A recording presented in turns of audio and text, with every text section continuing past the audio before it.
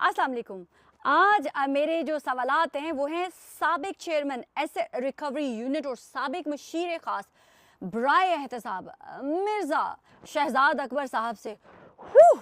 Designation की तरह आजकल लगता है वैसे ही लंबे चौड़े भाषण लगाकर पाकिस्तानियों के ऊपर जो है वो इल्ज़ामात लगाते फिर रहे हैं। बाय द वे ये वही साहब हैं जो पाकिस्तान में जब थे तो अपने वक्त के फ़िरौन कहलाए जाते थे, जब जहां जिसकी चाहे इज्जत उछाल दिया करते थे। आज शहजाद अकबर साहब से मेरे स्पेसिफिकली कुछ सवालात है क्योंकि वो भी आजकल बड़ा पाकिस्तान के अंदर आइन करप्शन और पाकिस्तान के अंदर पता नहीं किस किस कानून की पामाली की बात करते हैं। तो शहजाद अकबर साहब, मेरा सबसे पहले आपसे ये सवाल है कि जब आप इतने बड़े लंबे डेजिग्नेशन होल्ड करते थे तो तब आप क्या करते थे? तब आप हर दूसरे अपने सियासी मुखालिफ के खिलाफ नैब के केसेस यूं यूं यूं यूं खोल दिया करते थे, उनके घरों में नोटिस भिजवाया करते थे, प्रेस कॉन्फ्रेंस लंबी चौड़ी एवरी सिंगल डे करके आप पाकिस्तानियों का जीना हराम किए रखते थे। और आपका काम क्या होता था?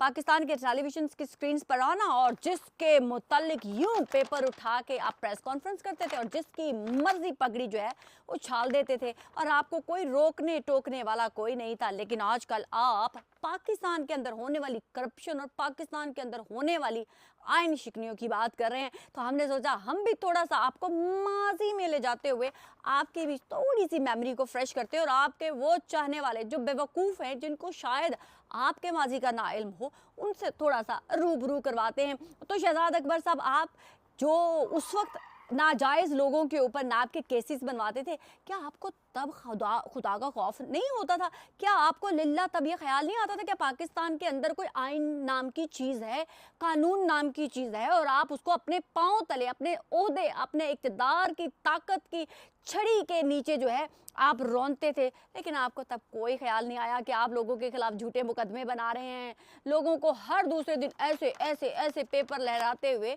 नैब के नोटिस भिजवाया करते थे, लेकिन आपको कोई ख्याल नहीं आया था।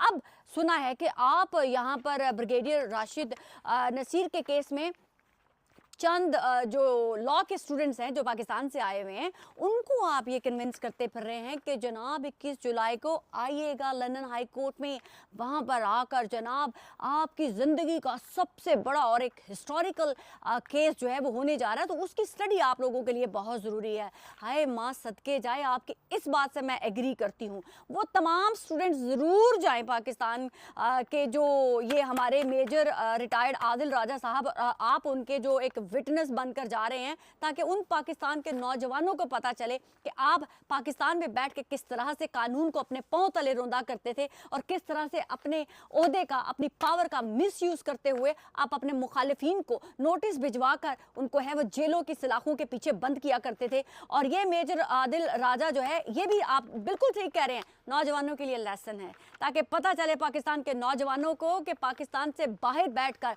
किसी के ऊपर इल्ज़ाम लगाना, किसी की पगड़ी उछालना, किसी के खिलाफ जो है वो फेक न्यूज़ देकर प्रोपेगेंडा करने वालों का अंजाम क्या होता है। क्योंकि ये है लंदन की अदालतें, जहाँ पर अदालतें जो हैं वो आपकी भाषणगिरी और आपकी चर्ब ज़बानी से मुतासिर नहीं होती हैं, बल्कि वो ये ऐसे हवा में लहराए हुए पेपरों से भी मुतासिर नहीं होती हैं।